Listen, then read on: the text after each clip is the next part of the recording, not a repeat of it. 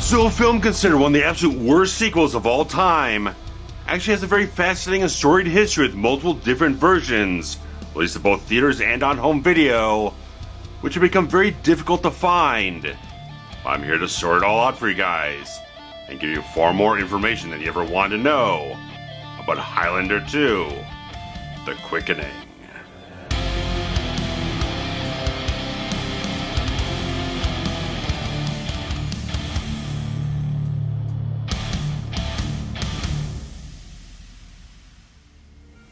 So the original Highlander, released in 1986, was not actually a big box office success in the United States, partly due to the very poor marketing by distributor 20th Century Fox and a much more truncated down version of the film, left a lot of story and character gaps in the whole film. But it became a much bigger hit on home video, especially cable television, but a much bigger hit theatrically in Europe, where a lot of the pressure for a sequel ended up coming from, because obviously it made a lot of money there. A lot of the distributors out in Europe were very much on the producers saying, hey, this film's very popular, it's a very big hit. When is a sequel coming? When is that going to happen? We can cash in a lot of things. There's a lot of demand for this type of thing, but such a thing with the original Highlander is that it was entirely designed as a very closed-ended story. Because the immortal Highlander of Connor MacLeod goes through the gathering, faces off against the final immortals left in the world, defeats the Kurgan at the end, wins the prize. Everything's resolved. The story's ended. There's no other immortals in the world. There's nowhere else to go forward for it. But as distributors kind of keep pushing at producers, William Panzer and Peter S. Davis, about this whole thing, they eventually buckle. And say, okay, let's decide, let's try and put together a script for a sequel and get some of the original stars back. So they get Christopher Lambert back. They get Sean Connery back for a sum of $3.5 million because he's a screen legend. He's an Oscar winner now. He's on big blockbuster hits like Untouchables, Indiana Jones' Last Crusade, The Hunt for October. But he liked working with Christopher Lambert in the first film, and Christopher Lambert very much once made a stipulation to make sure they got Connery back so he could do the sequel and have a lot more things for him to be enticed to do the whole film. And of course you get director Russell Mulcahy back from the first film to put a film of a story on screen where I have no idea where anyone come up with this entire idea they come up with for this entire film.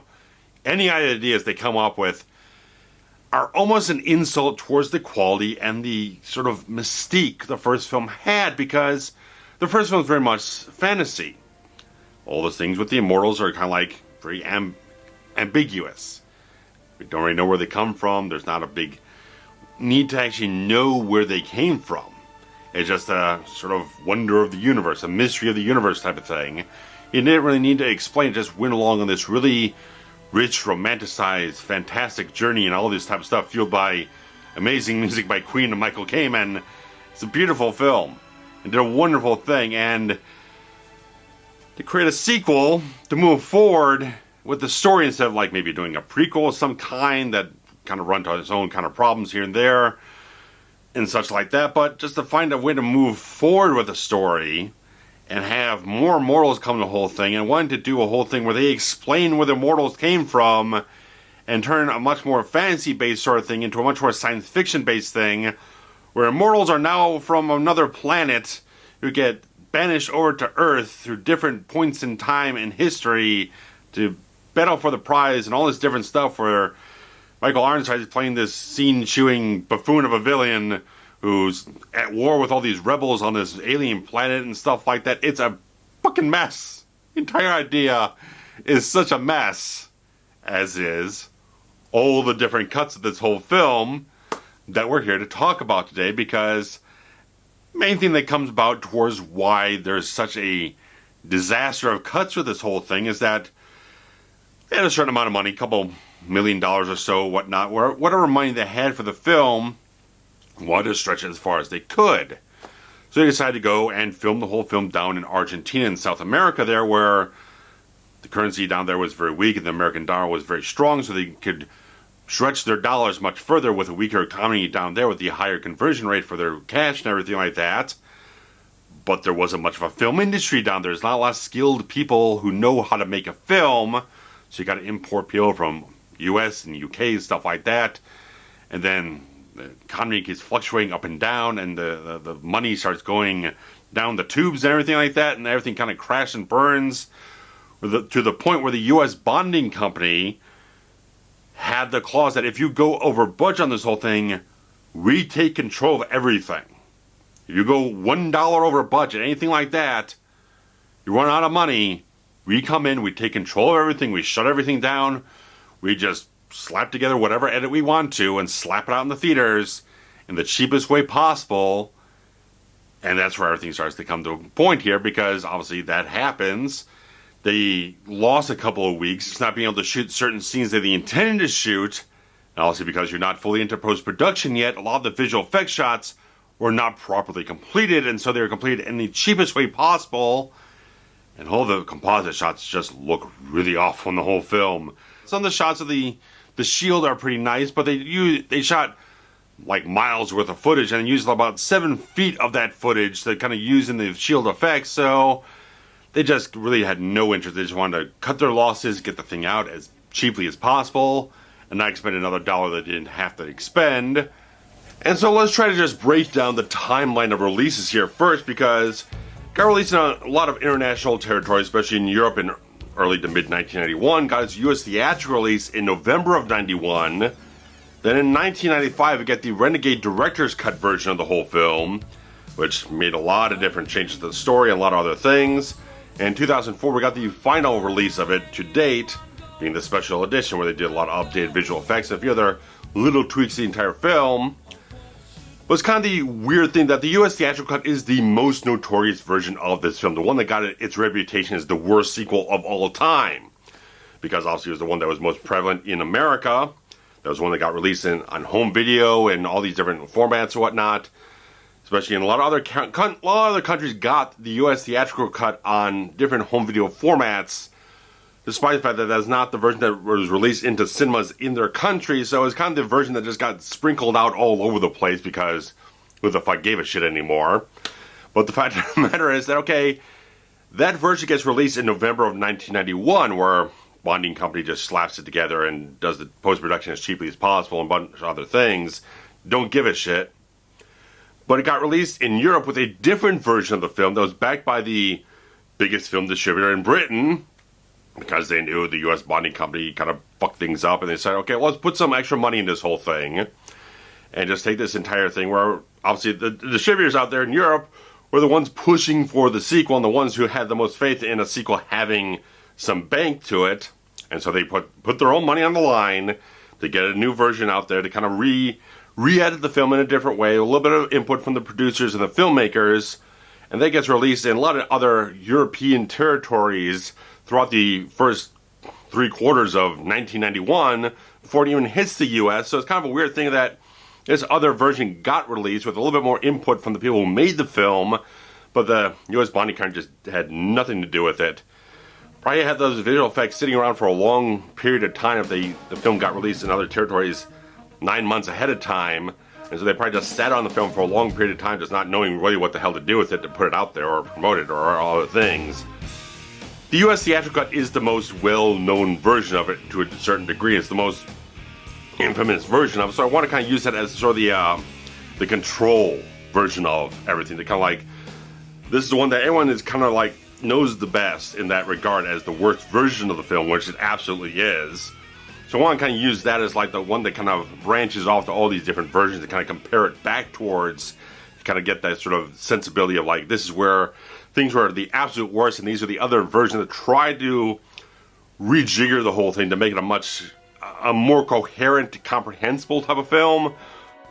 All this stuff in the entire US Theatrical Cut is just put together in such a way that, despite anything else, despite the incongruities with the first film and the bad sensibility of just having a really kind of laughable story in regards to everything, it's just kind of a dull, uneven version of the entire film, because they strip away a lot of plot developments and kind of exciting things happening in the second act. You kind of push it all towards like the last half hour of the movie, and they cut out some subplots here and there that would kind of thread a little bit more into the kind of overarching story of the entire thing of deteriorating ozone layer and the shield being not necessary anymore, and kind of battling with all the entire stuff with John C. McGinley's character and all the stuff happening with General Katana, all these different things.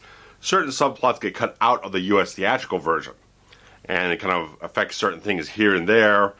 And just the whole thing where they don't have like the Highlander structure where they have like the present day narrative and then they could do all the flashbacks to the stuff in the past.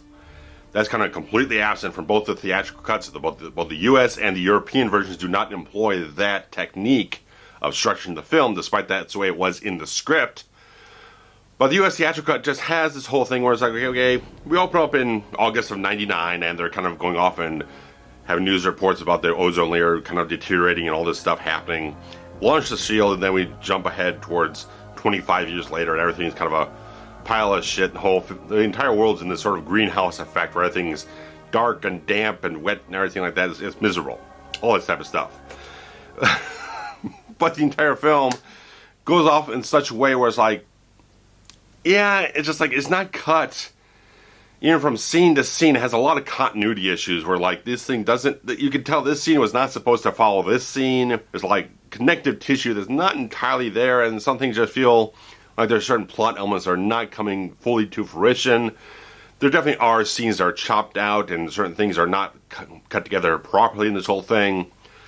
Especially when you get to like towards the climax of the film. It's kind of like the most egregious part of the whole film where like, properly in the whole film, there's two sword battles between MacLeod and General Katana, and they decided, okay, we're just going to kind of cram these two fight scenes right next to each other, kind of had this extended sort of action climax in the whole film. And it's like, okay, well that doesn't work at all because they're both two completely different locations.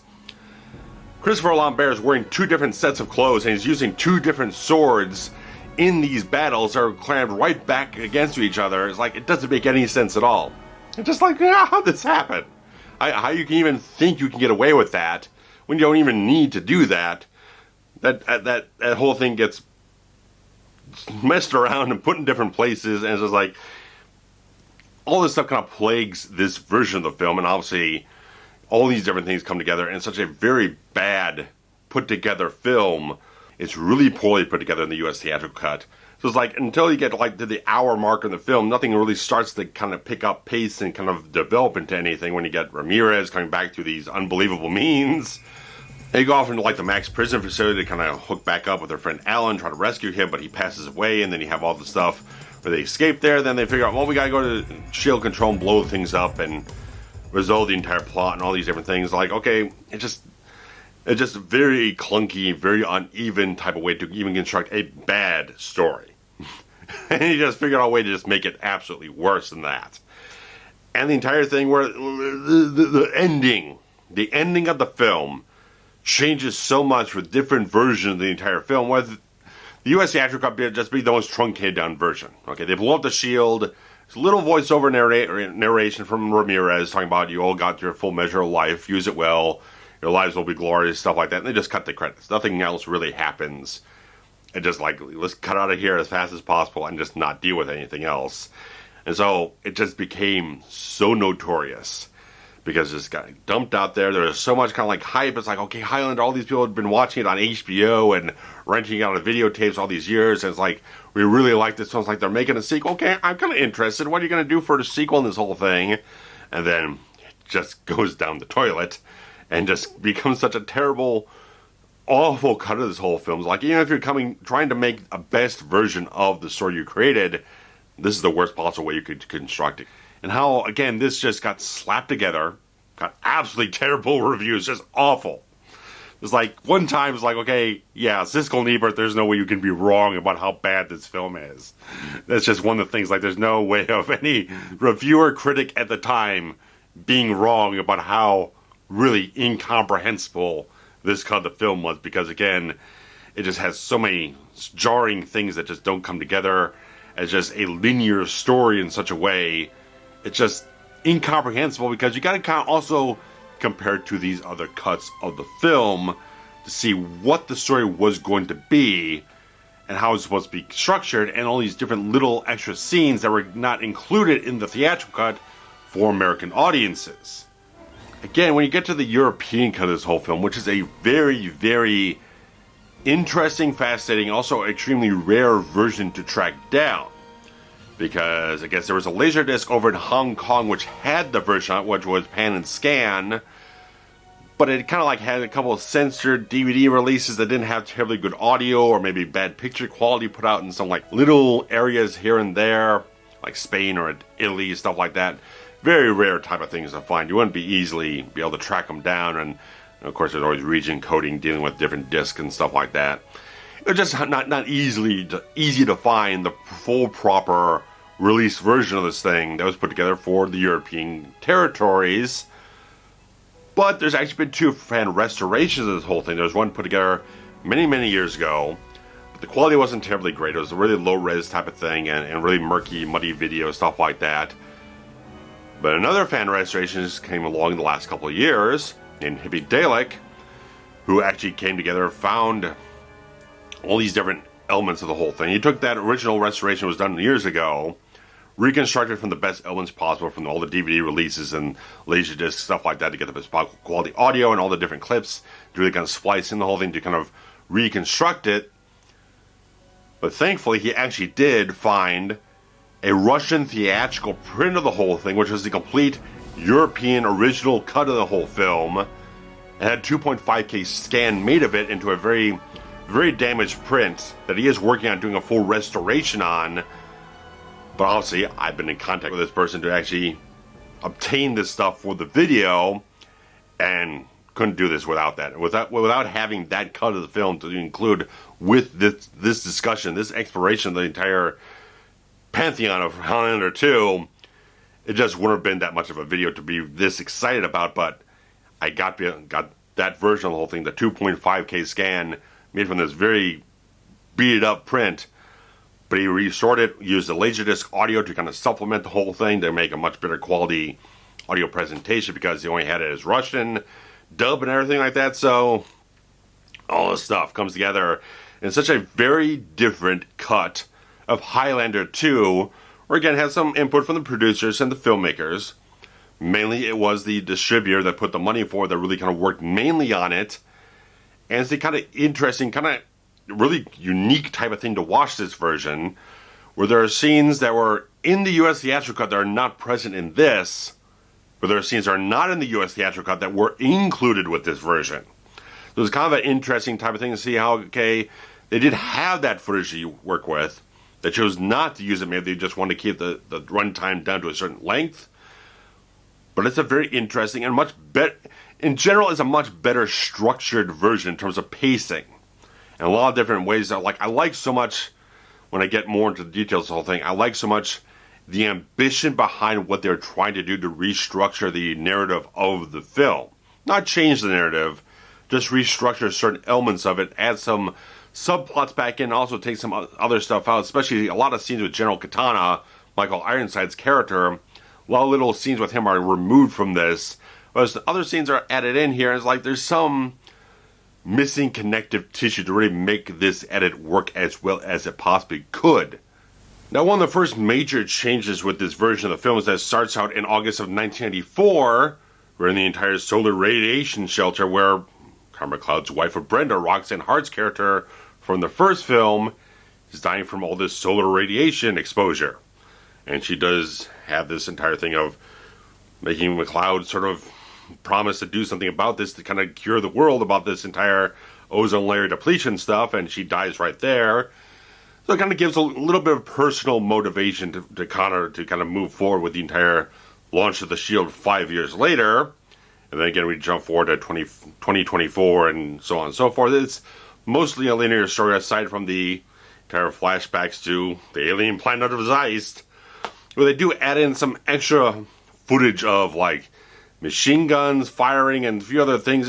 It's cut a little bit more closer to how in the international or director's cuts of the first film had all the stuff between the wrestling match and the flashbacks of the Highland of Scotland, all that kind of the clans battling each other.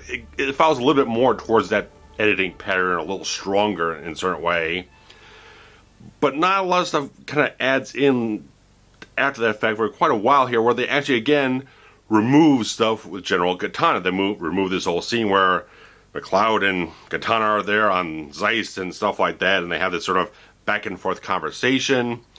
And there's a lot of little things like later on the whole film, even though we set up Brenda dying in the whole thing there, they actually removed the entire scene where Connor goes to Brenda's grave and him and Katana have this entire confrontation. That scene is gone from this version. So it's kind of the strangest type of thing, like all these scenes get removed from what Michael Ironside did in the film, to where it's like, okay, between the point where he sends his kind of henchmen off to Earth to battle McCloud and try to kill him and everything like that, then he doesn't show up again until he actually crash lands on Earth in the subway. And following that is just a scene between General Katana and the taxi driver where Katana goes off and just wrecks the entire cab. And then you don't see him again until he kind of goes off and tries to battle McCloud in that big warehouse, emptied industrial place, whatnot. There's no like kind of setup scene between the two of them. There are a lot of things are kind of lost in that sort of dynamic between the protagonist and the antagonist in the entire film, the hero and the villain. A lot of those little scenes that kind of set up a sort of relationship in some way are removed from this version for some reason. I don't know the motivation behind that, why you keep pulling off Ironside stuff out of it. I understand Ironside was chewing the living shit out of the scenery wholesale, but it kind of makes the film highly entertaining because he actually was not giving much of a shit about things, just having a good time of it. But kind of a strange kind of story choice to do that, because it kind of removes a lot of things I think would make this version flow on a much better level. But a lot of the other little things kind of move along here, where there's a lot of changed music cues. Because in all the other versions, there's a couple of Queen music cues. You got a Kind of Magic plays on the jukebox in the bar there.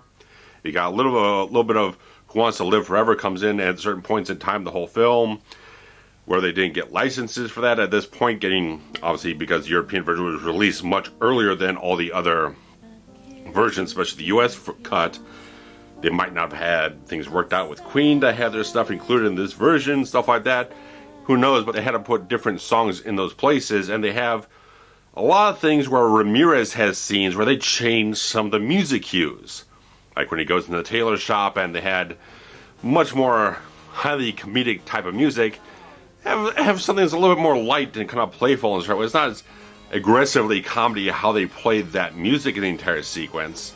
And there's different music when Ramirez shows up in Comrade Cloud's place and they have this little kind of sparring, dueling type of thing going on. And when they have the big giant death fan coming down at them when they're in the Max prison facility, it's not Amazing Grace. They changed that music cue as well. It's completely different. So it's kind of a strange type of thing where the US Theatrical Cut, the Renegade Cut, Special Edition, all continue on basically the same music cues and all these different things. Obviously add some things here and there when they splice in a few extra scenes for the later versions, but they continue on with the basic soundtrack that was in the US Theatrical Cut. And these music selections are just kind of interesting to hear. It's like I kind of liked how some of them played a little bit differently here. They had a slight bit different style of tone and stuff like that. It's less on the nose in some places, you know? Because the comedy is so bad in the whole film. It's so blatantly overt. It's kind of nice to have the music cues kind of play a little bit down in a certain way, to not have as aggressively bad in a certain way. But moving forward from there, there's a little bit of a restructuring of scenes and slight added dialogue when you're getting the whole thing where, again, Katana sends Cordo Reno, his cackling henchman, over to Earth to take out McCloud. They actually arrive before McCloud arrives at the bar. And so when McCloud gets hit by the broken bottle and gets the cut on his hand, that's an extra added bit there where his hand heals and he realizes his immortality is reawakening. Something weird is going on. Then when he meets up with Louise and then he starts driving in the car, he starts feeling them, the entire charge and stuff like that, referencing the Quickening. You alright? What's the matter? The Quickening. The Quickening? Can't be. What the hell is the Quickening? This entire concept that later on, like I said, gets changed later on in the franchise, but in the first two films it kind of meant something that never got terribly well defined. And again, there's another piece of music change when Katana getting crash lands in the subway there, where in all the other versions it's kind of this wailing metal rock track stuff like that. Here they just use a piece of Stuart Copeland's orchestral score. They kind of probably just repurpose it from another sequence and put it in there because, again, maybe they just didn't have certain licenses for stuff they want to put in there at a later point in time. And another scene not included with this version is the whole thing where Louise goes up to sort of McCloud's archive and sees all the stuff that he's collected over his centuries of life and everything on Earth. That's removed, and that was one of those sequences that had the Queen music of Who Wants to Live Forever included with it in the other versions. So it's kind of an interesting thing that they pulled some of these little character moments out of the whole thing that would have making it feel more Highlander-esque, or just add a little something in there. So they kind of an odd, arbitrary choice of kind of leave this thing on the cutting room floor, but we'll keep this stuff in where much more closer towards like the 1 hour mark in the whole film. They start having a little bit of a different order of scenes here where they kind of splice up some things that kind of change the entire energy and the momentum of the whole film, where I kind of like, again, how that the ambition of what they're trying to do kind of make things kind of work in a different type of way to kind of keep a certain energy level in the entire way of how they cut the film. Because there's certain scenes where it's like, okay, you got like Louise there, she's in the bathrobe after they have the entire thing where Connor becomes young again and beats the guys and stuff like that. A tail end of that scene gets cut and spliced later on in the film after you had some things where Katana arrives on Earth, then you have Ramirez, he goes to the tailor shop, and gets on the airplane flight. Katana has the whole thing with the taxi cab driver, then you have the whole scene where McCloud goes to see his friend Alan, and then the character of Blake, portrayed by John C. McGinley, interrupts them. And so it kind of takes almost 16 minutes before you get to the tail end of that scene splicing back in there before they have the entire sequence where they go above the shield. Find this little sort of tunnel that goes up above the mountains and stuff like that where they can see that the ozone layer is repaired and stuff like that. But they're wearing the outfits they wear later on after they get through the entire Max prison facility. So they have one set of clothes in one scene, then they kind of change them for this scene, but then they go into another set of clothes in the next scene where she's wearing that kind of white gown stuff where Ramirez shows up. It's like you can see how I like how they're trying to make that work. Some of those little pieces, like, again, wardrobe and like U.S. Theatrical Cut, when they smash the two fight scenes together, doesn't quite work. You can kind of make it work. It just knowing how the film is properly structured in the later versions of the film, based off the original format of the screenplay, it's like, there's some little nagging things, like, okay, you're trying to do that, I can see what you're trying to do, there's just some telltale signs, like, that doesn't quite feel like it should fit right there. So it's like, I like how they're approaching it, they kind of cut it where it has a little bit more energy to it, a little bit more momentum, you're getting a little bit more tighter pieces of scenes here and there. I like how they're structuring it, I like the way they're kind of moving the momentum of the story forward, just missing a few pieces that really make it work very, very well. Again, the whole going above the shield thing, where, again, it's a weird thing where all the other versions that include that part of them finding the coordinates and going above the shield, stuff like that, that doesn't happen until after they've gone to the Max prison facility and actually talked with Alan, and he gives them the coordinates to where to go to get above the shield to confirm that. But it's strange here because when they actually go to the Max prison facility after they've gone above the shield, the character of Alan asks them about what the sky looked like above the shield. Was it repaired? So it's kind of a strange type of thing where in all the other versions, these scenes are swapped around and the dialogue still matches the sort of linear progression of events in the whole film. So I think it's pretty obvious they brought the actor back in to re-record some dialogue to sort of patch up the holes in the now rearranged narrative of the film. And when you actually get to the entire fight and whatnot, with final fight and the shield control, that type of stuff between Katana and McCloud, pretty much basically the same thing, but there's actually an added piece of dialogue here before Katana's head gets chopped off. I'll see you in hell. I would have loved to get to know you better. Very interesting to see that they just had this extra piece of dialogue that doesn't appear in any other version of the film. But it was kind of an interesting type of thing to just see that there was something more there that we hadn't seen in other versions. But here we go, towards the end of this film. Shield blows up, all the types of wonderful stuff.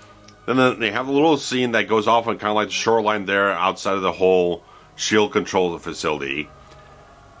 They have this corny ass ending that if you've seen the deleted scenes on the special edition DVD, you've seen some like kind of the blue screen rough version of this whole thing where Connor decides, I'm going to go back home and go back to my home planet, and they have this just cheesy, corny goddamn thing where it's like this, it's the fairy tale Star Levelers ending.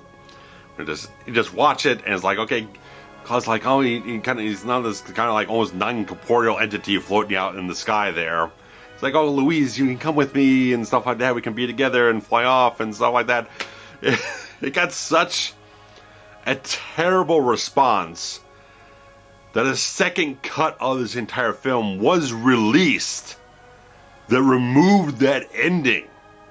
They just spliced it right out of the whole thing. Really clumsily, too. They, like, spliced some of the Ramirez voiceover dialogue and kind of sloppily put things together and just slapped it back out there. It's like, it got such a terrible response. It just felt so silly. So ridiculous. On top of everything else that's so goddamn ridiculous, this probably made people either totally cringe or just burst out laughing, so they just felt like this really didn't work. We're gonna get rid of this cut. And cut this part out of the whole film, just kind of cut the credits after a certain point here and just remove that. So it became kind of this weird holy grail of an ending type of thing that apparently I would love to be able to see the old TV cut that used to air like in WGN here in Chicago, where they used this ending. This was at the end of that version of the film that I don't know exactly any other details about the TV cut here in America, but that ending was used. So it's such a weird type of thing that this one European cut has this weird ending that it gets spliced out when they just get a really bad reaction and put a different version out there with a few other minor alterations where they kind of truncate little things here and there and had a little bit of a cut dialogue and like when they go above the shield, stuff like that. Strange little minor type of things, but just strange how that ending from the European cut gets slapped on the TV cut in America that you're probably not ever going to find here anymore because they probably just use the HD version of the special edition now, not the old 90s TV analog SD version that you'll probably find if someone has a bootleg VHS somewhere. But it's just a strange damn thing where a couple other different things get spliced out in different, like Germany has a few things where they kind of censored some violence and kind of redid the opening titles, and actually in German they redid the entire titles translated to German. I think they also did that for the Italian version. And the Italian version as well as the Spanish version, which has a lot more things to talk about it. The Italian version of that kind of removed this little section of the film where after Ramirez shows up on the stage in Scotland and they're doing Shakespeare, and they take out the part where he takes the shirt off the actor for some baffling reason.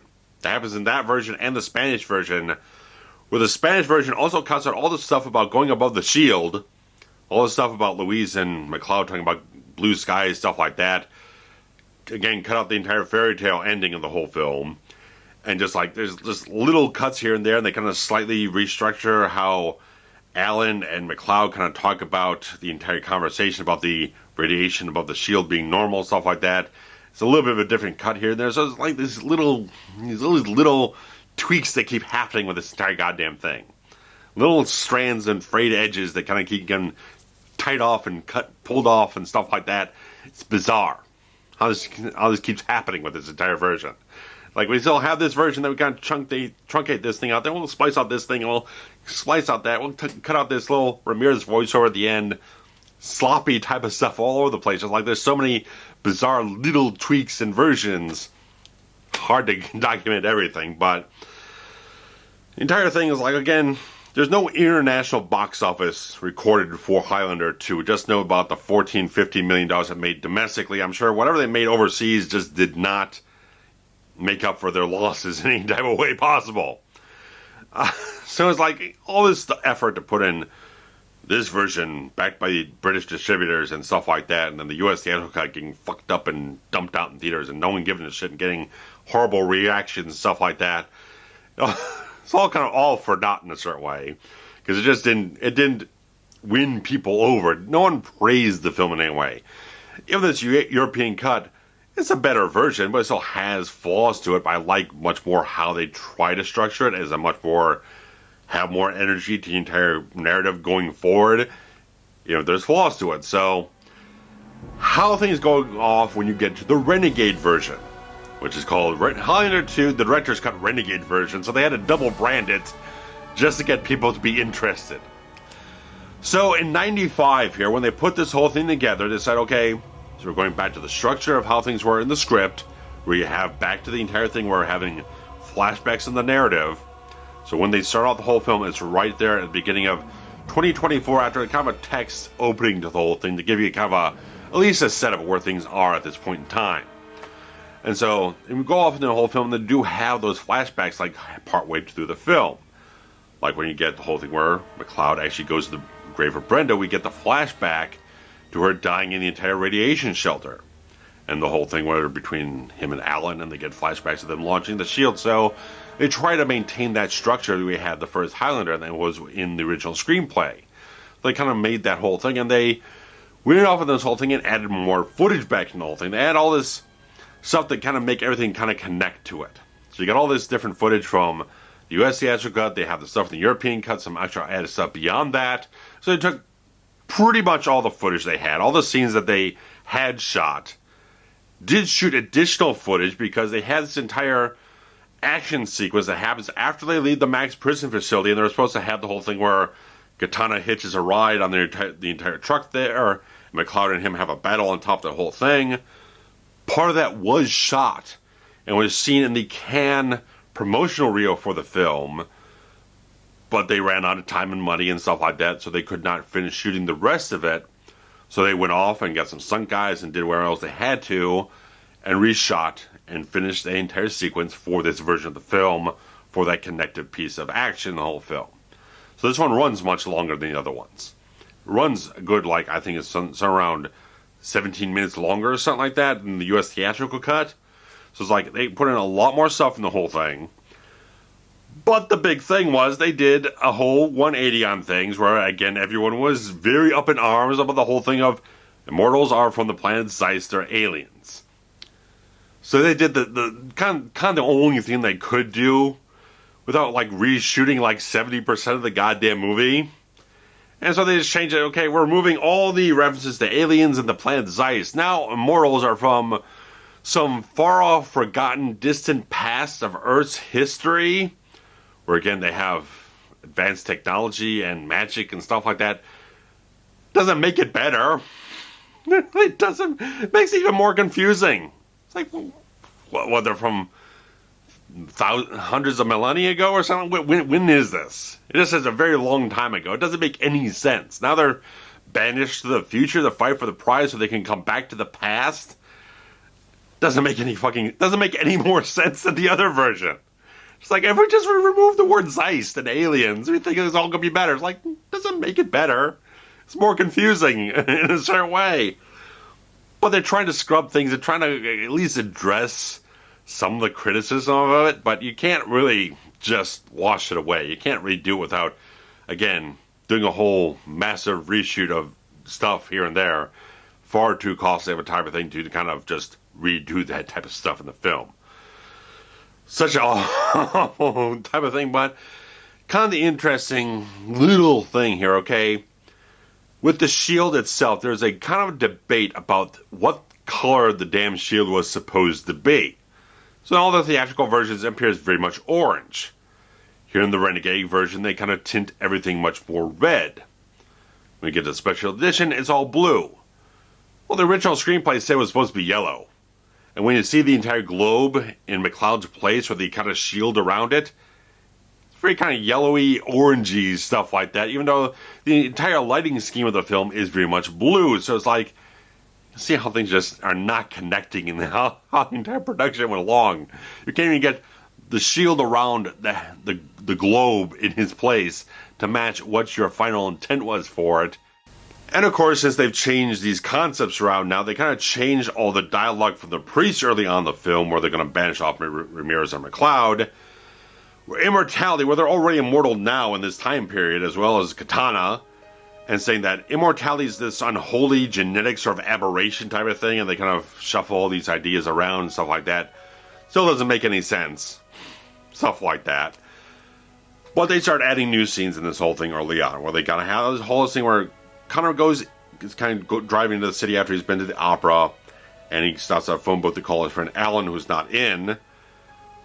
He's going to get jacked by these kind of thugs and whatnot on the street, but they kind of recognize him as Connor McCloud, and they get scared off for some reason. So it kind of has this sort of unknown mystique around McCloud in a certain way. He has sort of a reputation in a certain way, but I don't know why they get scared off from him. Really not explained. And they added in these few extra little bits with General Katana here, kind of watching McCloud on this sort of holographic video monitor thing. So a little extra, little special effects bits here and there, and they kind of... This really wonderful thing, where Russell Mulcahy was very much adamant that I gotta add this sex scene back in the whole film, because they cut it out of all the other versions. Where again, you get all this wonderful, big special effects bombast type of thing, the fight scenes, the action stuff, flying around, swords flying all over the place, heads getting chopped off, wonderful, explosive type of shit. They got the whole thing with Louise and Connor there on the street corner, and she comes up to him, they kind of embrace, stuff like that. There's a lot more to that scene when they just get full bore into it on the street corner there. Well, Kate was very much like, I want to have this back in the whole film. And he kept it in there with all the future versions of this whole thing. And just like, okay, yeah, you go for that. The Highlander always has a little bit of romanticism to it, even if it is a little kind of rushed or sometimes it's a little forced here and there. Go for it. What else are you going to lose in this whole film if you're not going to put in a sex scene somewhere? So, you got all these little things, kind of like, it just kind of structures all these bits that you had from all the other versions. It kind of makes the fullest version of the entire story here.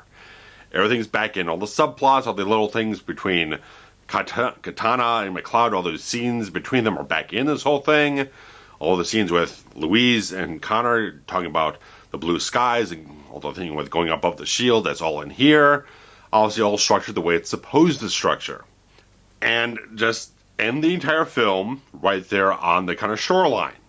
No fairy tale ending, nothing like that. So it's a little extended from the theatrical cut from the North American audiences. Then we cut the credits, we're done, nothing more. But obviously this is kind of the version people kind of like grasped onto, okay? Yeah, a lot of people are a lot more purists, but like, okay, if you're going to be bad, let's just go all the way, keep the Zeiss stuff in there.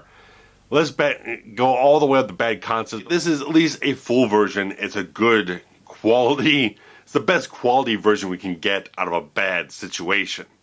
And it came out on a wonderful Laserdisc. They had THX, AC3, Dolby Digital, 5.1 surround. They had audio commentary. They had a featurette and the whole thing.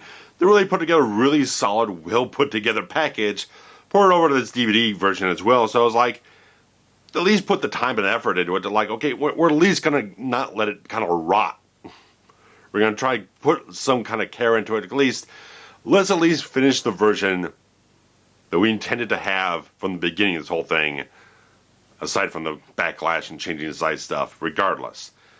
They at least put together, at least they got to do that, got to have that done. But in 2004, they said, okay, let's revisit one more time, because all we have is a non-anamorphic version out there. So you got widescreen, but it's non-anamorphic. If we're gonna do like a remaster or a re-release that's anamorphic, stuff like that, put a little something else into it. After the TV series has ended, Highlander the Raven's a disaster. Highlander Endgame gets lawsuits off the deceptive marketing, bad box office. You got nothing else going. You might as well try to redo Highlander 2 again, with updated visual effects. There's a lot of interesting type of things with this version, where they didn't change a lot of things in terms of like footage, stuff like that. But there's kind of a whole thing. It's like when you ultimately watch the HD version of this whole thing, there's certain shots that stand out. It's like that's a lot lower resolution version than the other stuff you're kind of displaying through the entire thing, where it's kind of led to a lot of fans speculating that they kind of ran out of money doing this entire special edition remaster job, where they couldn't end up just finishing everything at the highest quality possible. So there's some shots that look like they maybe came off some kind of like standard def source in some way. So like there's certain shots that look a lot lower resolution and quality. Other stuff looks much more higher grade, where they went in and put an all-new CGI with a lot of things. They redid the entire shield as blue to match the entire lighting scheme the entire film came off with this wonderful cinematography. What, despite anything else that's wrong with the film, the technical qualities for a lot of things in the film, such as the score from Stuart Copeland, the fantastic cinematography, the vision that Russell Mulcahy has as just a visual director, is outstanding. And so they tried to kind of mash it up with cleaning up and restoring these visual effects where, again, there was a lot of bad composites before. They're trying to make things a little bit more even keel across the board. They can use brand new digital effects. They kind of make things a little bit more spiced up, kind of clean up some rough edges that they felt really didn't hold up to the scrutiny. Everything looks much better. Might have an aversion to the digital effects here and there. It's kind of an opinion type of thing. But it kind of makes the film look more polished overall. But kind of odd type of thing is like, okay, they say they went back to the original negative and kind of did the HD remaster, but as I said, some shots don't hold up to that kind of level. And it seems like some of the regrading they did for the entire film for the color timing looks like they took the red tinted stuff from the Renegade version, just kind of applied color correction on top of that to kind of have this much more blue type of thing kind of come in. So I definitely see it like the entire graveyard scene between Katana and MacLeod over Brenda's grave. It's kind of a weird kind of grading type of thing going on with the colors and stuff like that. It looks a little off. There's certain things in the entire thing that look just a bit off.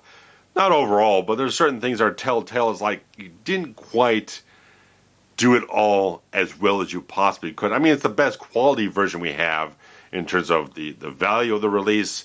You've got Blu-ray's release of it, the nice anamorphic version of it.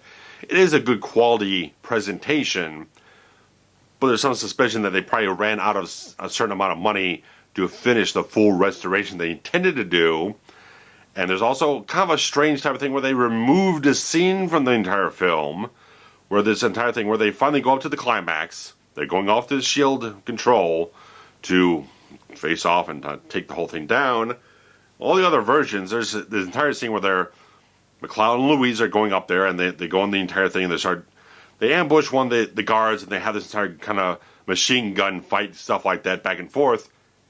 They removed it from the special edition for some unknown reason. It was all the other versions except this one.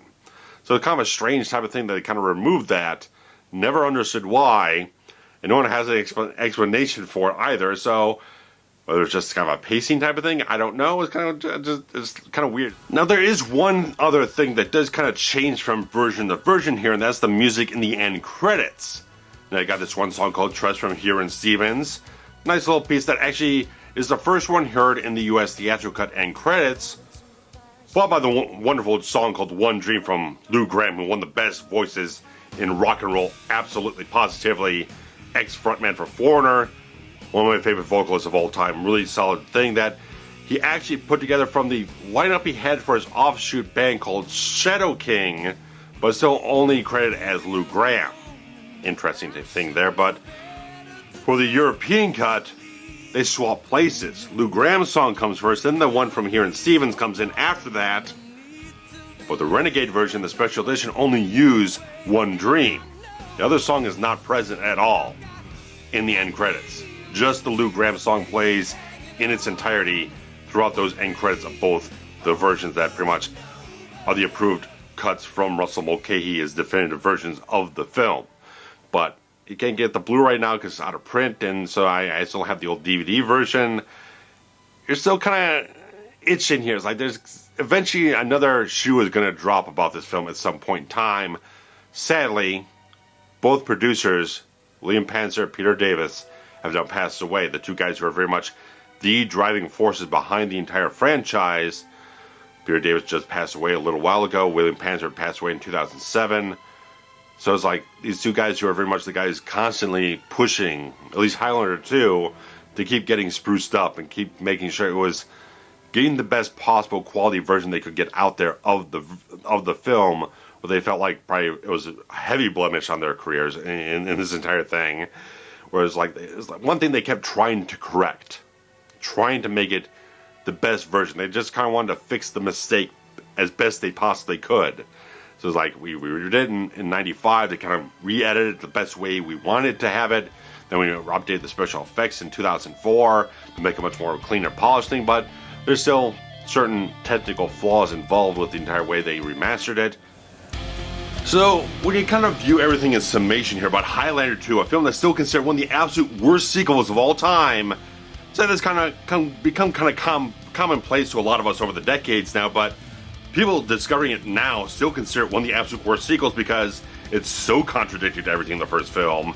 It got such laughable villain performances from Michael Ironside and John C. McGinley, and just the base concept is so terrible, and such ill thought out ideas of how to continue the story in any type of way, it just doesn't come off well. And just the fact that we've got such a scattered mess with the opportunities this film has had to be rejiggered and trying to figure out the best quality way to put together this story, but everything keeps getting kind of laid waste behind it. It's like you get a new version, then the other one kind of disappears and gets floated out in different places and different formats. It's such a terrible way to figure out how to get all these things together.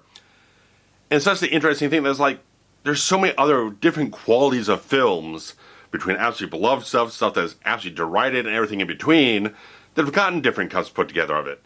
Star Wars Special Editions, there's so many people who are like completely divided about the Special Editions changes, all the stuff that people like, some of the stuff, some people don't mind it, some people absolutely hate the stuff they're done to it. And then you can't really find the original versions terribly anywhere. In any modern format, you can't get that. You have to go on old analog video formats, antiquated technology to get those versions. So you got that type of stuff. You got stuff like Alien 3, a film that is probably on kind of the same level as Highlander 2. There are a lot of fans of the Alien franchise, especially the second film in the franchise from James Cameron, absolutely actively hate Alien 3 on all levels. They have no time for it. They absolutely hate what was done to some of the main characters at the beginning of that film. They won't have any time for it. But Fox still put in the money to put together an assembly cut and a special edition, redid the whole thing, brought actors back in to redub dialogue and make the best possible improved version of Alien 3, where a lot of people just like won't even give it the time of day. A lot of fans of the franchise won't even try to even give it any kind of credit. And all these different things, like Superman 2 had the whole thing between Richard Lester and Richard Donner, and the two different cuts that came out of that whole thing, where Warner Bros. At least put some effort into creating a Donner version of the whole thing, which has a lot of controversy and stuff like that. Talk about a lot of talking points that I'm always fascinated to hear people discuss. But films of such varying quality, some things are like Superman 2 is so beloved for so long, and stuff like all these different things with Alien getting a director's cut, Aliens having the special edition, which a lot of people consider a much superior version to the theatrical version. A lot of these films get a lot of different cuts put together, but most of them at least have all this stuff put together in one Blu-ray set, such as Blade Runner. And Blade Runner is sort of the flip side to Highlander 2, because Blade Runner has 5 different versions on this set. A work print, US theatrical cut, international cut, director's cut, final cut. It's almost as many versions of Blade Runner as there is Highlander 2. And of course, everyone kind of knows that terrible goddamn blurb they put on the back of the VHS for Highlander 2, calling it the smartest sci-fi thriller since Blade Runner, which I'm sure made people's heads explode at a certain point in time. Just like, such the antithesis of that. It's like, Blade Runner is like one of the most important science fiction films of the last 40 years. Very important film to cinema, very important film to the entire genre. Sparks so much influence and so much inspiration and appeal, but Highlander 2 is like the example of just like what you don't fucking do. It tried to steal a lot of aesthetics from Blade Runner and stuff like that and try to meld that together in this weird type of futuristic world. It didn't quite work. All that type of stuff was like, or at least Blade Runner is important enough to get that type of treatment, but we're getting so many deep dives, the back catalogs of stuff to be given 4K restorations and stuff like that.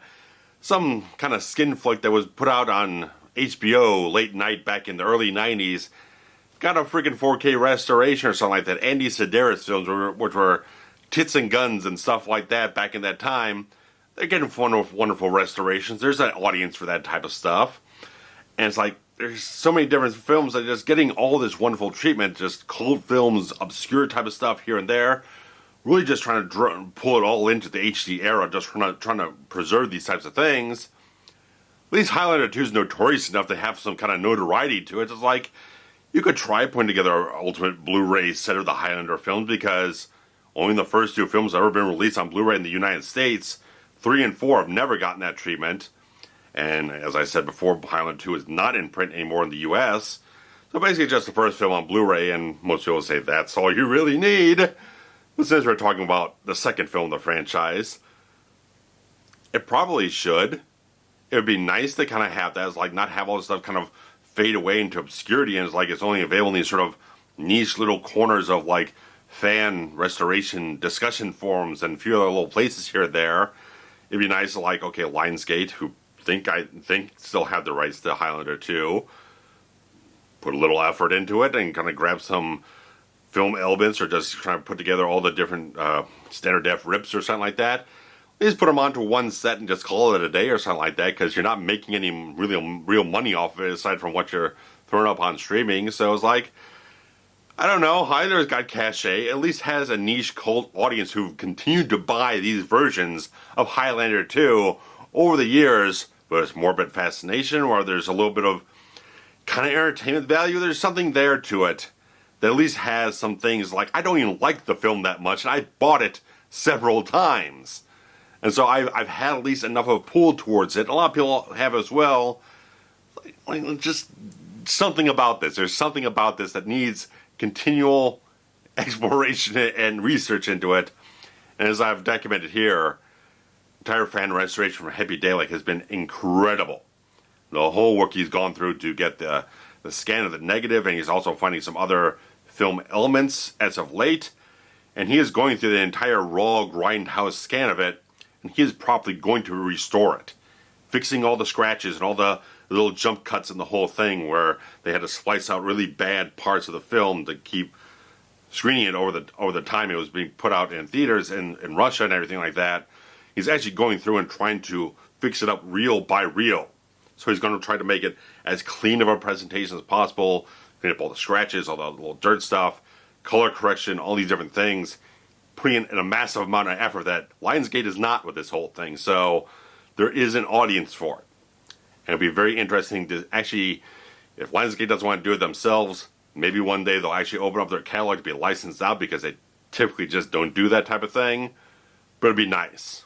Highlander 2 at least has a notorious sense about it, an infamy about it, that at least has some cachet about it, to have a little bit of a pull in the market to put out a brand new sort of release of it. Just get back on the market, put a bunch of the different versions on there, and like I said, call it a day. If you're going to ask me which one I kind of lean towards, I kind of do like the Renegade version more than the Special Edition. Like, Special Edition, I think the color grading could have been done in a better type of way. I just feel like it's a little too heavy in some places.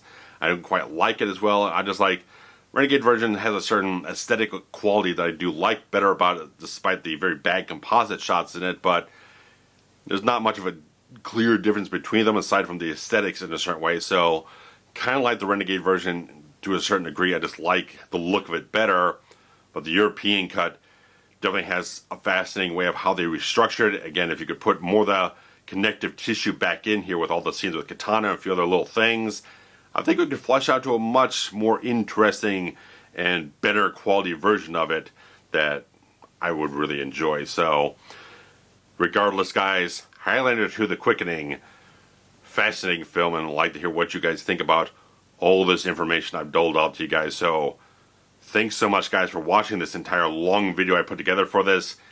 It's taken a long time to do this. I hope you guys have really enjoyed it and watched through as much as possible. Thank you much. There's always the Patreon to support things around here. Share the links around. Comments, likes, all that type of stuff immensely help out the reach of this channel to keep growing and pull other people in to enjoy what's going on here. So guys, thanks so much. Take care. Bye-bye.